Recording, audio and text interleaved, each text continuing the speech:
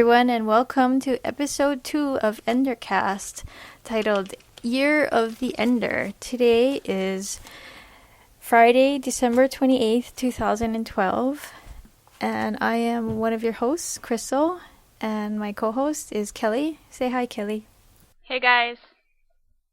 So, just to give you guys an explanation, I know we said in our premiere episode that we were probably not going to be recording another one until next year, but we had a lot of fun and we wanted to do another one. So, here we are again. Here we are again. Yeah. So, just to give a quick review of the topics we're going to talk about today, we're going to talk about 2 upcoming books, Earth Afire and Ender's World. And then we're going to talk a little bit about more analysis of the first still, but the high-res version, which gave us a better look at smaller details. Our predictions for marketing for 2013. And then Ender's Game merchandise we hope we never see. And then something we hope we will see. Yes. And we'll end with a reader question. Sound good? Sounds good to me. All right. So to get started, recently the synopsis and cover art for Earth Afire was released online, and Earth Afire is the sequel to Earth Unaware, which was the first of a series of prequels to Ender's Game. That's complicated. Yeah. So basically these books are taking us back to the first Formic War. Yeah. Way before Ender was even born, and why they started the battle school in the first place, like why the IF was formed, the whole problem that they had with the buggers. Yeah, it centers around a mining family on a ship out in the Kuniper Belt, and they're the people who make the first contact with the Formics. So that's what the first book is about. And so Earth of Fire is the second book in the series. I don't really know how many books they're planning. Do you? I think I've just assumed it was to be a trilogy, but I have no source for that whatsoever. I don't know. Okay. Let me just Google that while we're talking. Yeah, this book is slated for release next June, which is actually pretty good because I read Earth Unaware and I liked it, but my complaint was that the book didn't seem to stand on its own very well. I don't know, it followed 3 storylines, and one storyline was basically it felt just unfinished, like nothing ended up. Right. There was no climax to that storyline, so that one I wasn't very pleased with. I did just look it up, and it is the first book of a trilogy, so maybe some of those plot lines are going to be sort of introduced later again and I read the synopsis, and it sounds like they're going to pick up right where they left off, and right. So, but yeah, that was my biggest complaint about the first book, was that I just felt like part 1 of one book instead of book 1 or something, Right. Are you looking forward to the second? Yeah. Cause it comes out in June, right? June of next year? Yeah. I like the characters that they created, Victor and all the people on his ship. Obviously, I don't remember all their names already. Do you have any idea how much time is supposed to pass from the beginning of Earth Unaware to whatever the third book in the trilogy is supposed to be? I wonder how close it's going to get us up to Ender's birth or to the formation of the International Fleet. Well, I mean, Mazer Rackham is in the first book as a young soldier. Right. So, I don't remember how many years Mazer lived before Ender. I want to say it's 50 years. Yeah, 50 or 60 is what I was just thinking, because I know they had him flying around for about 50 years, but that might be completely wrong. Yeah. I don't remember. I'm not good with the whole flying around for years and how many years passes back home. The time, yeah. Me neither. He says it in Ender's Game, though, how many years he was flying. Yeah, without looking it up, though, I couldn't say for sure. We're going to have to get a guest on here. Someone who knows what they're talking about. But yeah, so I'm looking forward to it, and I'm glad it's coming out relatively quickly. I mean, It's a lot sooner than I thought. Yeah. They're not George R.R. Martin. No, definitely not. Yeah, still waiting on that one. We have a lot of really cool things coming out next year, though, so I'm pretty excited. Yeah. Okay, so next we want to talk about Ender's World, which is going to come out in April. That is a anthology of essays of various authors talking about various topics of Ender's Game. And we're hoping to have one or two of the authors come onto the podcast next year. So okay, I actually have a copy of Ender's World right in front of me. A few of the Ender sites were given a copy of it to review a bit, and it's pretty cool. You guys might want to pick this up because not only are there a lot of fun essays from sort of military strategists, there's in the middle between the essays there is a question and answer section with Orson Scott Card, and he's answering some really fun questions. He talks about, how similar the iPad is to the desk that he created. He talks about if he could go back and change things in his game, what he would change. And I find that really an interesting and a cool part of the book. Yeah, and I think what Smart Pop has did was a few months back, they were gathering questions from fans to give to Orson Scott Card for him to answer for the book. And some of them are really clever. I'm really impressed so I with mean, some of you might see your question answered in the book, which would be really cool. And I'm wondering if they let us know maybe who asked the question. I'm not seeing anything in the review copy, but they might go ahead and add that later. I don't know if they're meant to be anonymous. So I'm going to read part of the synopsis. With its variety of themes and viewpoints, Ender's World intrigues, entertains, and provokes readers to further consider Ender's Game's influence on the science fiction genre, its commentary on society, and its place in literature. And it's got a list of some pretty cool contributors, including Aaron W. Johnson, who is the co-author of the book we were talking about earlier, Earth Unaware, Neil Schusterman, Matt Nix, and a lot of other people. So, I mean, it'll be interesting to read all their different perspectives. I've only had a chance to read part of one, but I like what I see so far. So, yeah, I think it's going to be something that people will like, especially people who like just talking about Ender's Game, the world, like, the ethical parts of it, the moral parts of it, and stuff like that. Me too. I think it's definitely something that everyone's going to want to pick up, and we'll both have reviews of the book out when we finish it, so you guys can check that out and see what we think. Some of the essays so far have been really thought-provoking, stuff I never thought of, which is cool.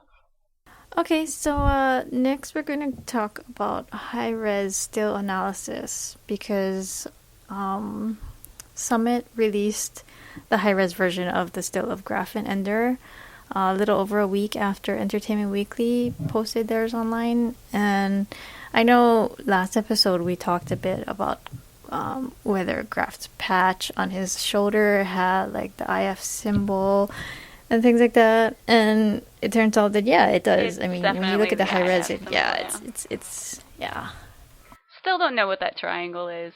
I wish I knew for sure, but I just don't.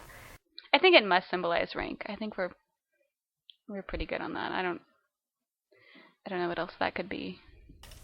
And like a couple other things. I mean, you can get a good look of like the desks. You could only kind of see them, but like you can see them a little better in the high res version. Like for instance, they're at different angles, so it looks like it's something that they can pull out and move around and maybe even remove. Yeah, you can definitely bend them so the angle changes. I'm not so sure about removing them though. They look like they're attached by a bar, and that doesn't look like something that slides out to me. But I don't know. I thought I had seen one where it didn't have one in its slot. Maybe I'm just imagining things though. Oh, I know what it was. Somebody had pointed out that they thought that there was a desk on the bed. Is it the one behind the girl in yellow? Yeah.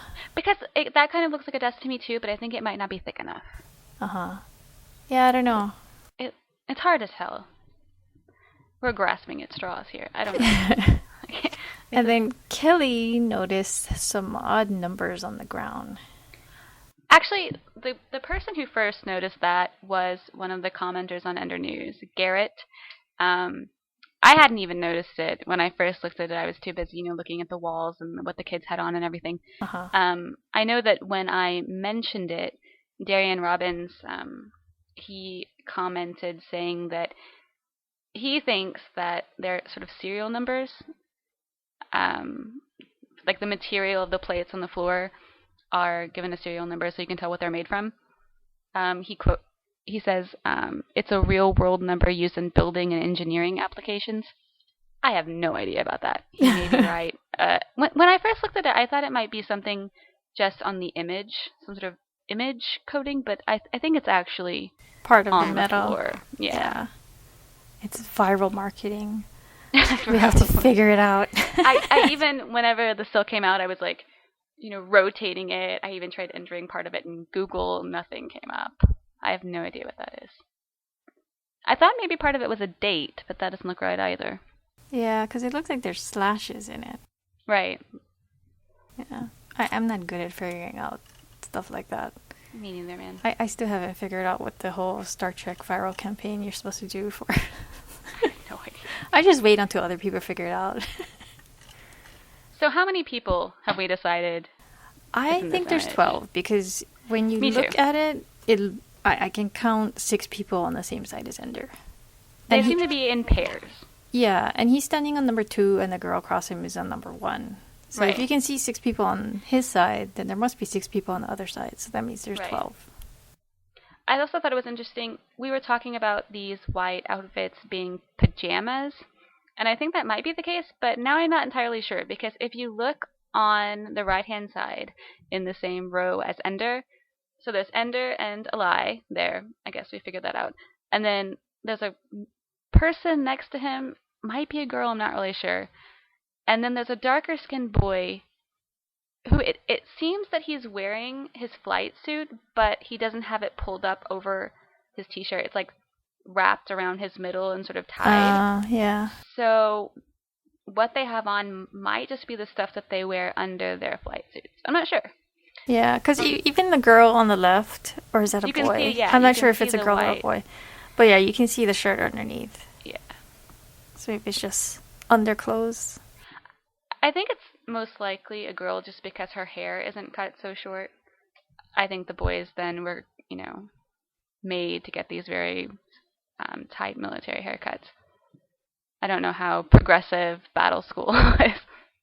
I do think it's worth noting that there are, at least 4 girls in this picture. Because I do think there's 2 girls on the same side as Ender. One at the end looks like an Asian girl. Yeah, that looks like a girl to me. Yeah. And I'm wondering, the boy on the other side, next to the blonde kid, is that Brandon Suhu? I can't tell. I don't think so. I think he's taller. I was also the kids in the back. I was trying to I have no idea how tall that kid is. But the kids in the back, do we know any of them, do you think? Because after the girl, there seems to be another boy, a taller one. Yeah, I don't know. I don't know which kids are meant to be in Ender's launch group in the movie. But Bernard doesn't seem to be here unless he's just behind Graf, which I guess is pretty likely he'd be. It's possible that they just have them in groups of 12, but they have several of these rooms. Totally, yeah. Yeah. Because, Bean's not here, and, Well, that's what I'm wondering, if they're behind Graf or just not there. And also we're assuming that when, where we're looking our position, it's possible that there's a whole other end of the room with another 12 group of kids. I have no idea,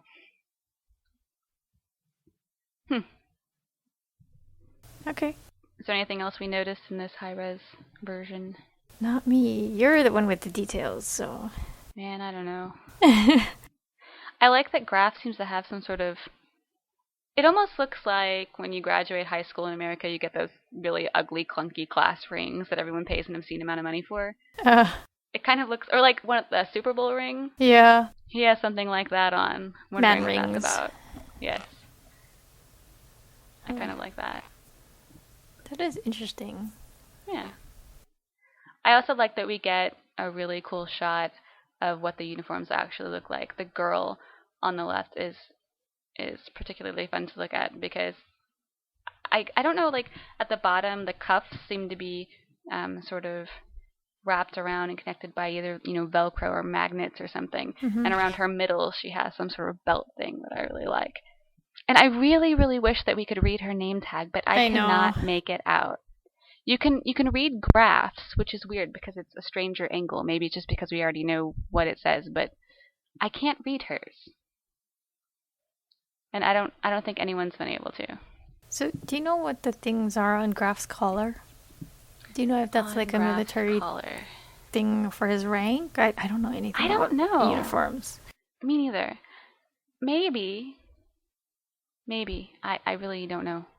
At first I thought it was something that maybe the collar could close, but it's not long enough. Yeah. So it looks like it might just be... I know in some... I'm going to make a fool out of myself talking about this, but don't they have stripes or something? Or those little medals on the front of their jacket in different military aspects, like noting, how long they've been serving, or if they get any sort of awards.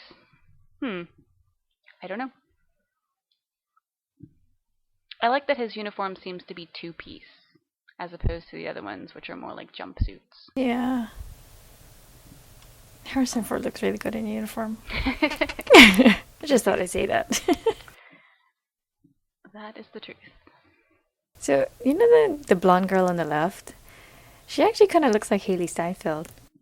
The blonde girl on the left. Oh. Yeah. Actually, she does, kind of. I would like to know who that girl is. Could hunt her down. All right, so next we're going to go into our predictions for 2013. Blah, I can't talk. Predictions for 2013. Like when we're going to see the first trailer, or first teaser, and stuff like that. It was weird for me because when I went to see Breaking Dawn Part 2, there was that, the Hunger Games, super brief teaser. It didn't really show you much of anything. It was just the title of Catching Fire and that burning sort of mockingbird pen. Is that what it was? Mockingjay as the burning logo. Oh, yeah, the Mockingjay thing. Yeah. And it lasted about 10 seconds. And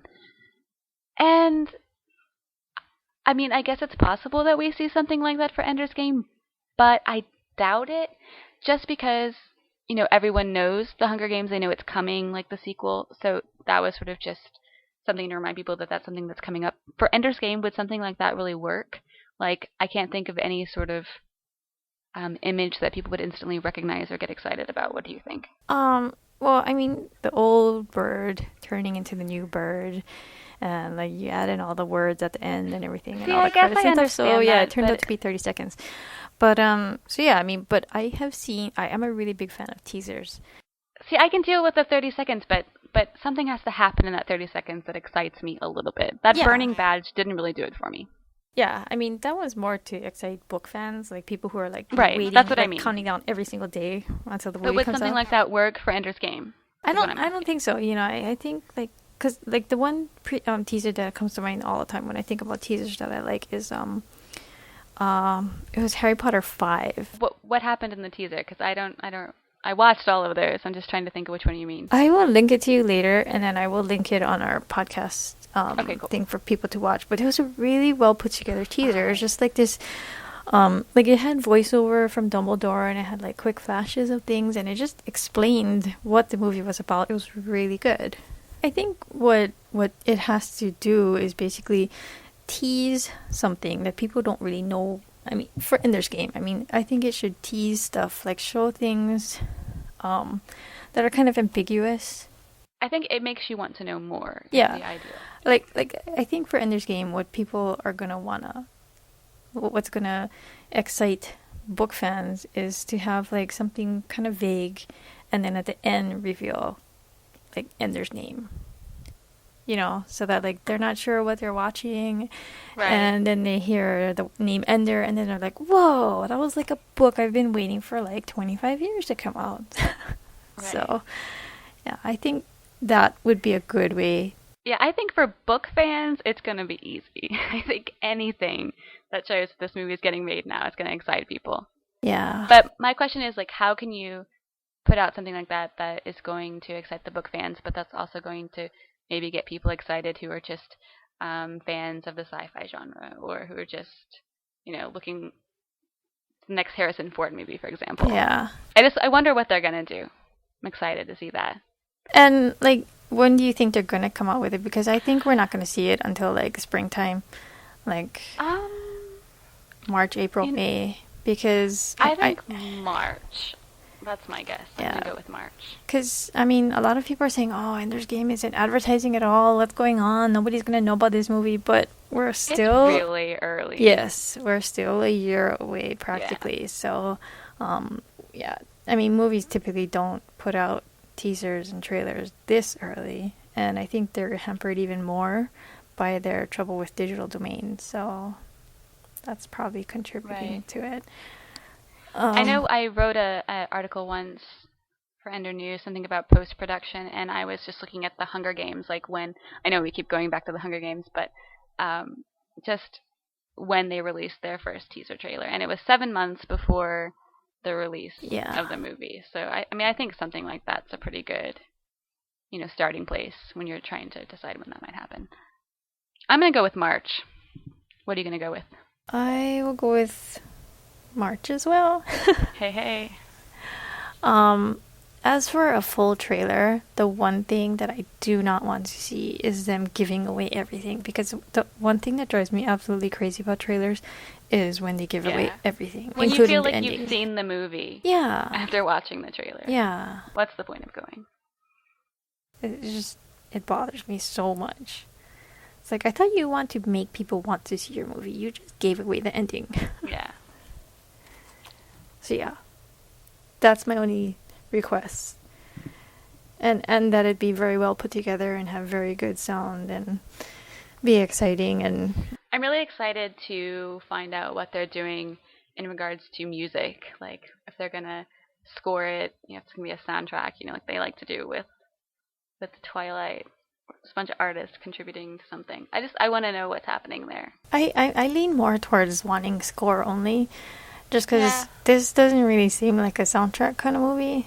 I mean, maybe when he's on Earth. I can't imagine what I think, don't some movies, if they score it, maybe they can come out with like a companion soundtrack from I mean, that's what Hunger Games did. I mean, Hunger Games had a companion album.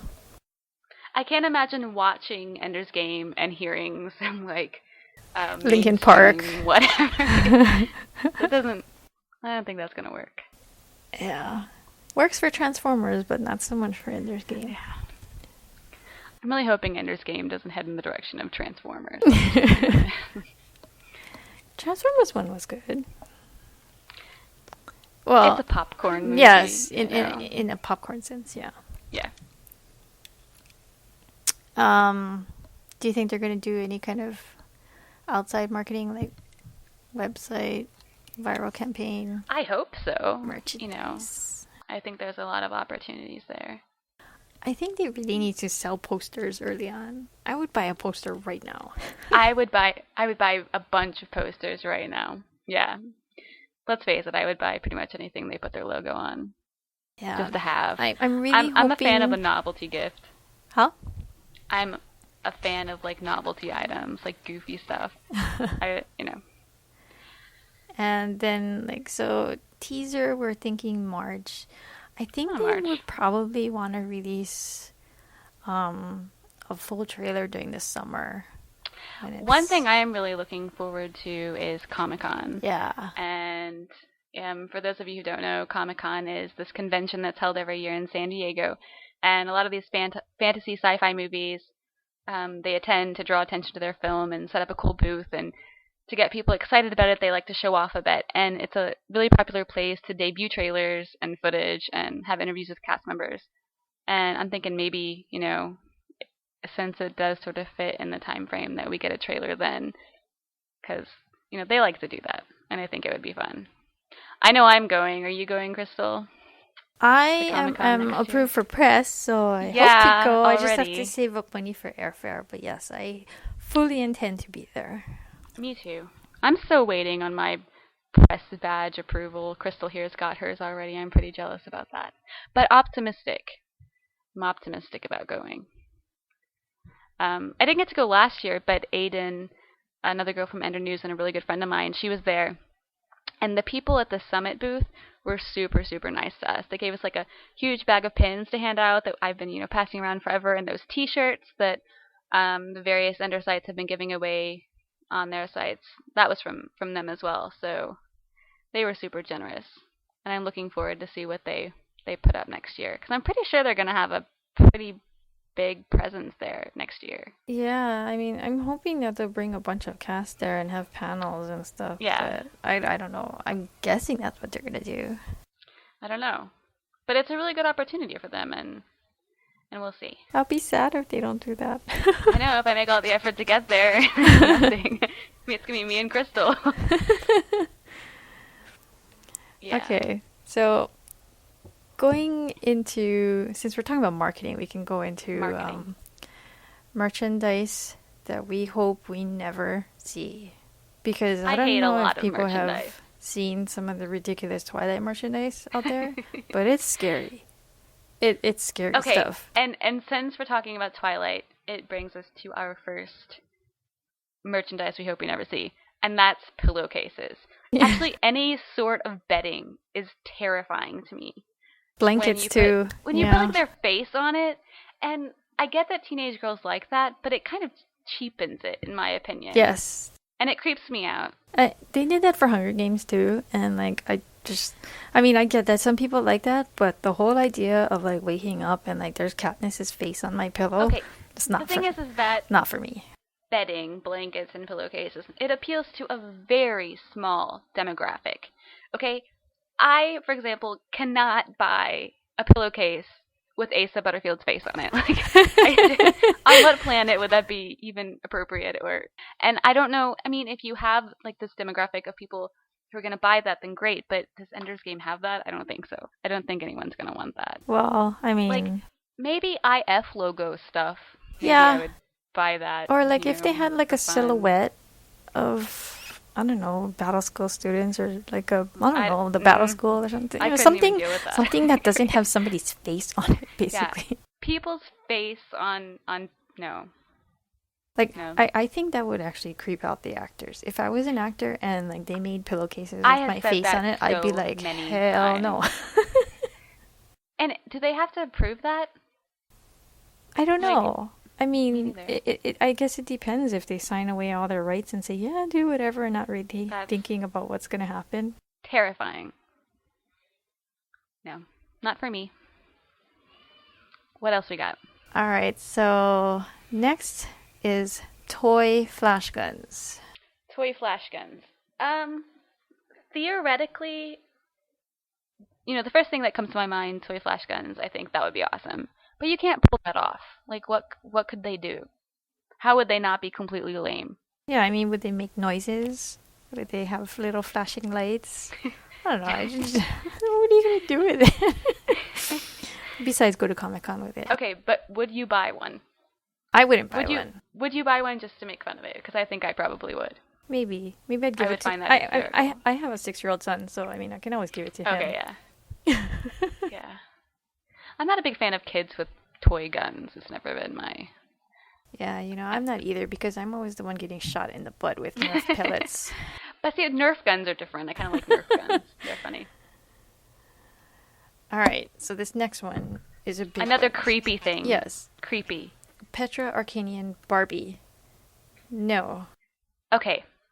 Would Haley Steinfeld be cool with being turned into a Barbie? Well, I mean, I think a Haley Steinfeld Barbie would be really cool, but not a Petra Arcanian Barbie doll. But you know what they do when they have movie characters and they turn them into Barbies? They take the actor's face and make a Barbie.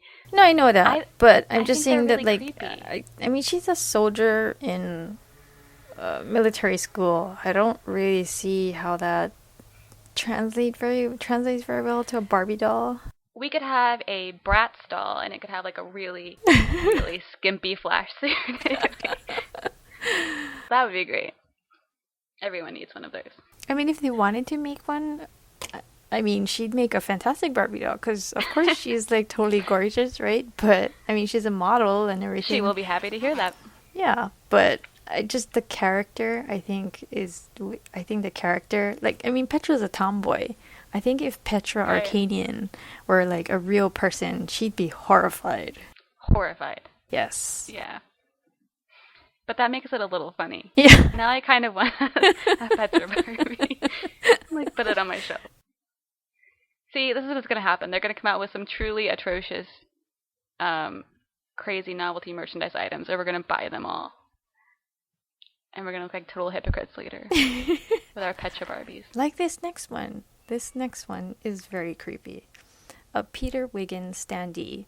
And if you don't know what a standee is, it's those cardboard cutouts that are life-size of a person.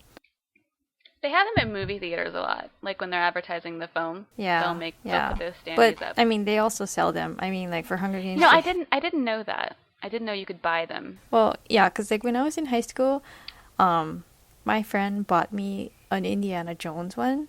So it was so funny because I left him right by our front door. So no matter how many times we came home at night, like we would open the door and we would like walk slightly in and be like, "Whoa!" You know, and your parents were cool with that. It was funny, you know. I mean, like, I don't know with you. why, but we just never stopped like being like freaked out by like, "Oh my God, there's a man standing in the house."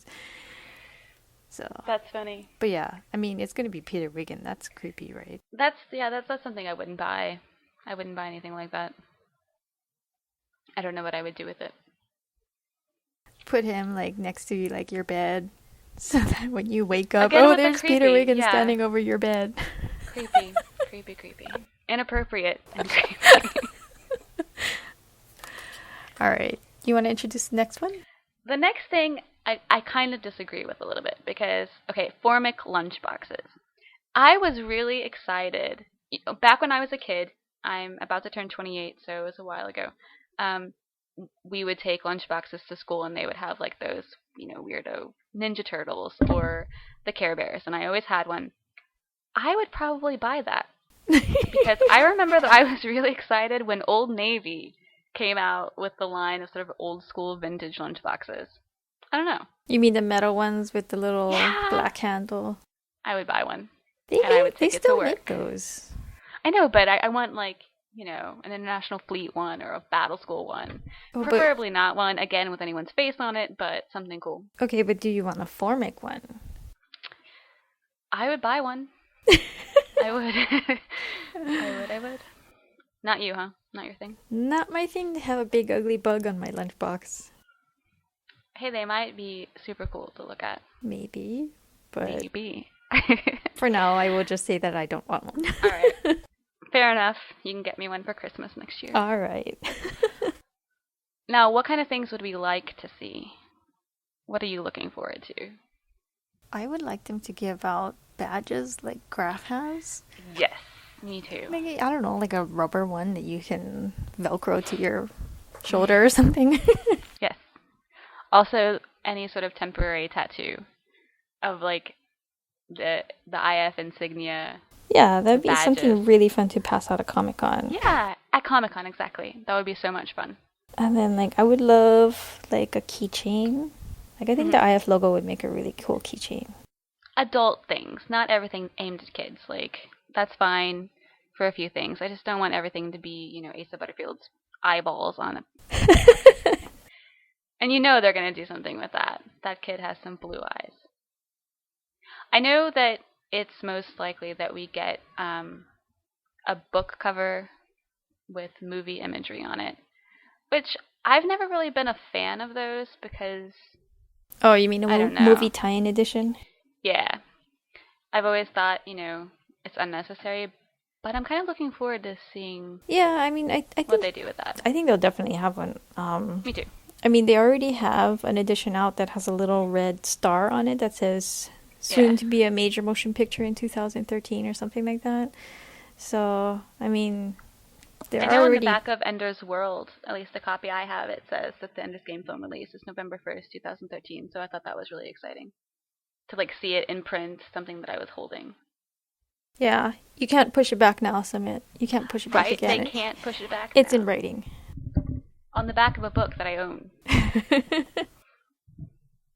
What else?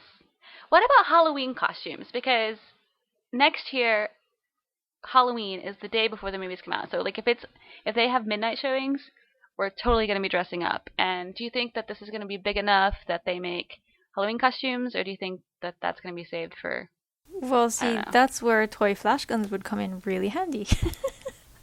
See, now we're taking it back. I told you. Now we're I like, know, that we're would be already awesome. hypocrites. And I'll have my little Petra Barbie in my pocket and go to the movie. And I'm going to go to the would. movies with my Peter Wiggins standee. I would take my lunchbox, you know? Man, You can eat whatever your they choose popcorn to from do, it. it's going to be awesome. That's another thing. I mean, have you seen, don't some movies have, like, movie, like, cups and popcorn boxes? Yes. And bags? Yeah, when I went to see The Hobbit, they had like a little special where you could get the cup and the popcorn bag and the little straw thing, all hobbity. That would be exciting. Unless it had Ace's face on it. And you'd be eating popcorn from his head. Yeah. Now I feel bad. Like, I'm not making fun of Asa or something. I'm not saying that, No, I mean, we're not. It's just that the idea of somebody's face on all these things just creeps us out. It really, it's not him really creeps that me creeps out. us out. I mean, if you were to put even her, I mean, I don't know, just anybody's face that's supposed to be like. Yeah, I don't want Harrison Ford on my popcorn bag either. I'm good, I mean, if it was like a full body, kind of like a still kind of thing, that's a little different. Right, a still. But if it's a face, like hair, you can. Not my thing. Yeah. Let's not go there. I'm having all these really weird mental images of teenage girls. And their That's the thing, we're a little older. Their pillows. Yeah, I'm not looking forward. I really hope that they don't go in that direction. Please don't. If anyone's listening to this that has any sort of power, just don't. I would like to see socks. I have this thing with socks now, and I think it's so funny that everyone got so outraged when the kids were wearing socks. So if they wanted to put like the IF logo on socks, that would be super cool and hilarious. And people would get angry. I like that. You're like a IF groupie. Yeah, man. All right.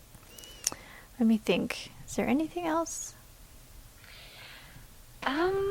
I wouldn't mind like a nice Ender's Game logo, like pen. Like, like a pen that you wear. No, pen. P-E-N. Oh, like to write with. That you write with. See, I live in Missouri and people don't differentiate between those two words. Everything's a pen. You write with a pen. So I don't hear a difference anymore.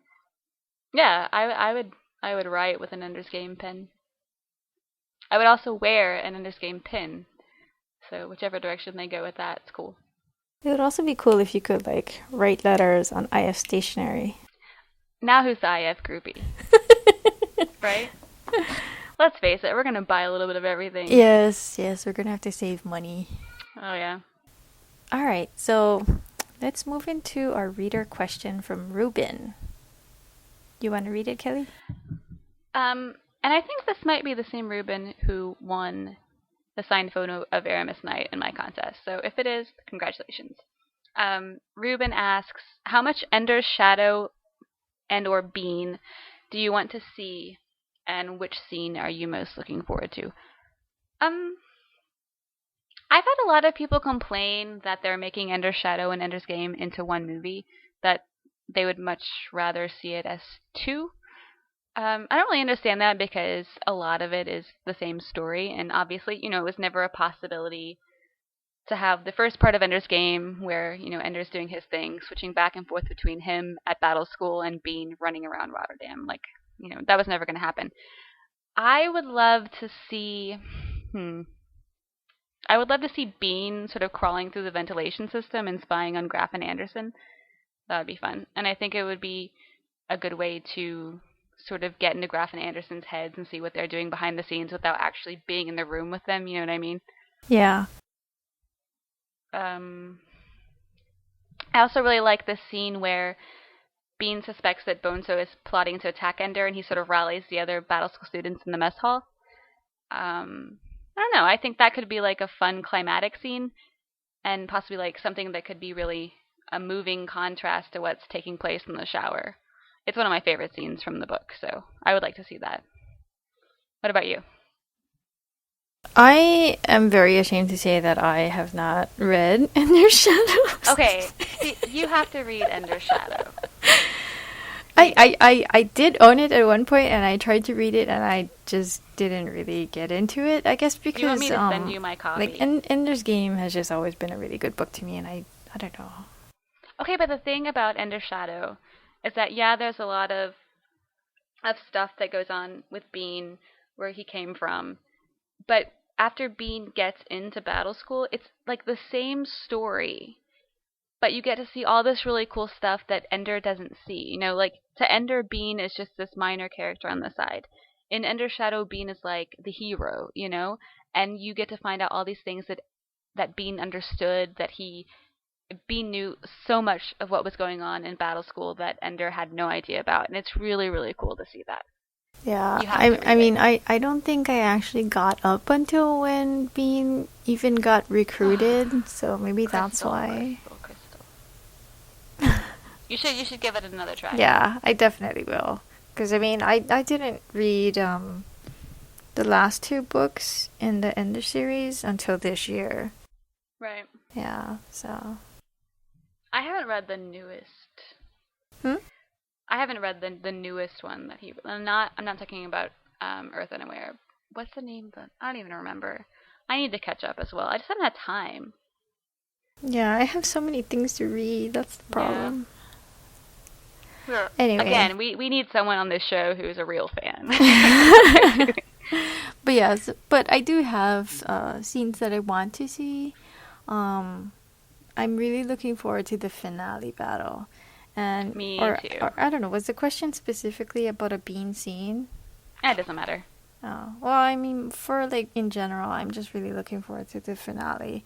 But I mean, for a Bean scene, I hope. I don't know if they will. That's funny, a Bean scene. I hope there's lots of Bean scenes. But I don't know. I mean, do you think they're gonna preserve like his whole wire invention? I really hope so. Bean is almost my favorite character. I almost prefer Bean to Ender. I've always liked that. And I think that the kid that they have playing Bean, Aramis Knight, is adorable. And I'm just really excited about it. I'm hoping that he's, I hope it's not just all Ender. I hope they do get a lot of like what Bean gets up to. Because that's one of my favorite parts of the whole story. Mm-hmm. And when it comes to that end scene, it's so weird because when I read the book, I think I was sort of envisioning an older technology, but I just have this thing in my head of Ender sitting at this little screen and like lights on a screen running around him, like controlling them. You can't do that in a movie. Like the ending scene can't just be some kid sitting in front of a bunch of flashing lights. It's going to have to be completely epic. Yeah. And I really hope that it is. I think it will be. I guess I guess the string isn't really a specific scene, but I do like when Bean is there when Ender is transferred out of battle school. Yeah, that's a nice scene. Yeah. So I hope they get some of those like touching moments. And regarding that string, whenever Orson Scott Card visited the set, he did mention that, they did so much wire work, it would seem sort of a waste not to incorporate that into that actual, what Bean came up with is essentially what they were doing with the kids there on the wires. So, So maybe they did, include that. I hope so. I don't know how much they're going to include of Peter, but I always get really emotional at that part where Peter gets up in the middle of the night and then comes back to Ender and whispers in his ear that he's his brother and he loves him. Do you know which one I'm talking about? Yeah, I totally know what you mean, and I always got emotional too. And I don't know if this is like a spoiler or something that I'm not supposed to talk about, but when I was just reading Ender's world. One of the essays was about, I don't even remember which one it was, but they were talking about Peter and whether or not he knew Ender was awake and whether or not that was another one of his like manipulation tactics. And it made me so sad. I was like, no. No, it has to be he actually does love him. I didn't really contemplate the fact that he was just, manipulating Ender further, but I guess that's totally possible. No, I'm gonna say that he thought he was sleeping. We'll just pretend that we're sure. Because it was such a touching scene, it really was. And it's like it just shows how like hard it must be for him, even given the type of personality he has. I mean, right. It's got to be hard to be rejected and to know that you're rejected. Well, it'll be interesting to see what they do with Peter in general, because are they going to let us see that side of him? Is there going to be some sort of quality where we're like, oh, he doesn't, he's not all evil. There is some redeeming quality to him.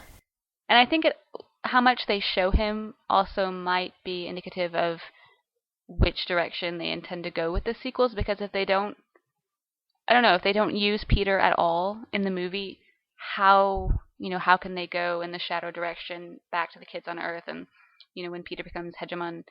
I don't know. I guess we'll just have to wait and see. Yeah.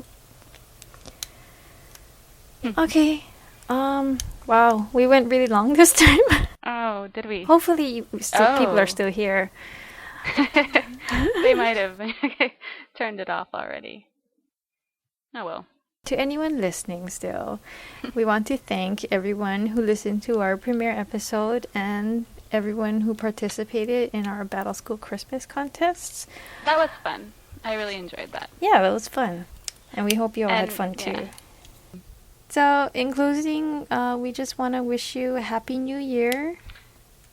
And we will see you in 2013. The year it's crazy that 2012 is about over now, isn't it? I know. All the stuff that's happened this year. Yeah. And you know what's even crazier is that the release date used to be in March. Can you imagine where we would be right now if it were still in March? Yeah, we don't have already seen a full trailer and everything. It would be so close. I'm kind of glad it isn't. Yeah, I mean, now we have like everything all of 2013 to look forward to, so. And I think it's going to be a really good year. It's going to be the year of Ender. Yes, the year of Ender. The year we finally get to see Ender. Finally. Okay, Happy New Year, everyone. Happy New Year, guys.